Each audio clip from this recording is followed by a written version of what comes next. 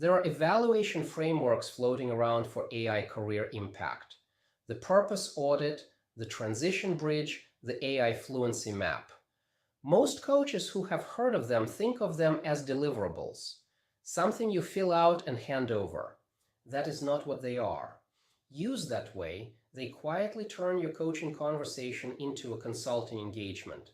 Let me show you what they actually are. Start with the distinction, because everything hangs on it. A framework used as a deliverable means you have done the analysis and you present findings. A framework used as a scaffold means the client does the analysis. They fill it in, they weigh the results, they draw the conclusions. You hold the frame, you do not work the framework. On paper, the two outcomes look similar. There is a filled-in framework either way, but the locus of work is opposite. The client who reaches their own conclusion owns it. The client who receives your analysis got a report. Only one of those changes anything. Think about what the word scaffold actually means. A scaffold is a temporary structure. It supports work while the real thing gets built, and then it comes down. It was never the building. That is the right mental model for a framework here.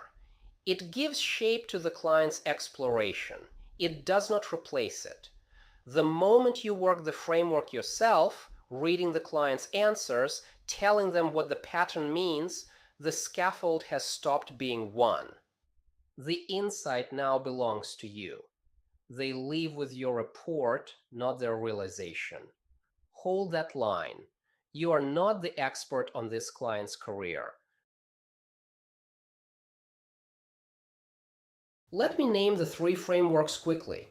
I do not want you training to be an analyst with them. I want you able to introduce them.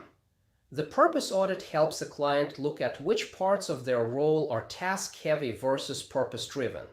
The work AI could absorb versus the work that needs human judgment.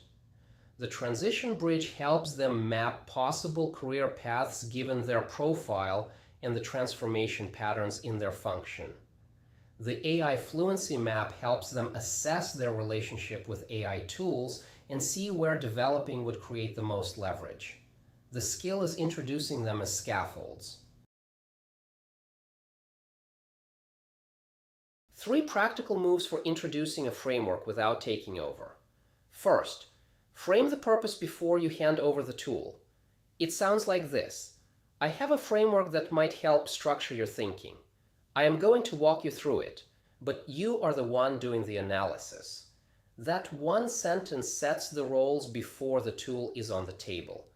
You say it out loud deliberately, because clients assume that when a coach introduces a tool, the coach interprets it. Naming the roles stops that assumption from shaping the conversation.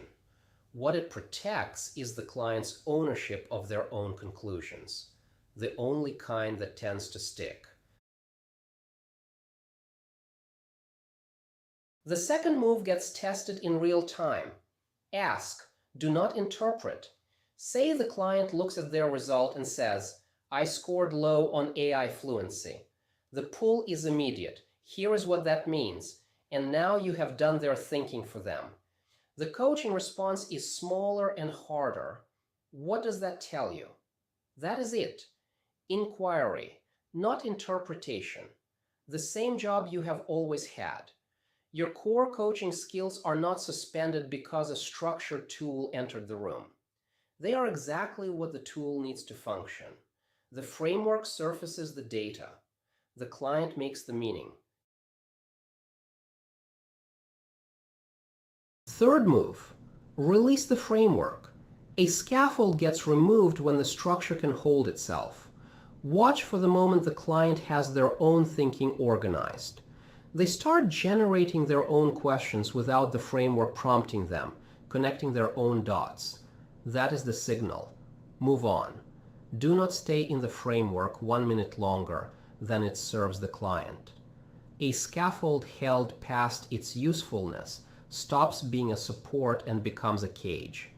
When the client no longer needs the structure, let it go, cleanly. So that is the whole thing. The same tool can scaffold a client's thinking or become a lecture. The difference is who does the work. Frame the roles before the framework enters the room. Ask instead of interpret. Let go when the client is ready.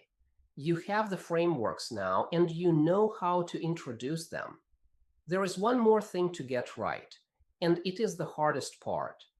The moment you're holding a structured tool in a session, you're in a particular danger of becoming the expert.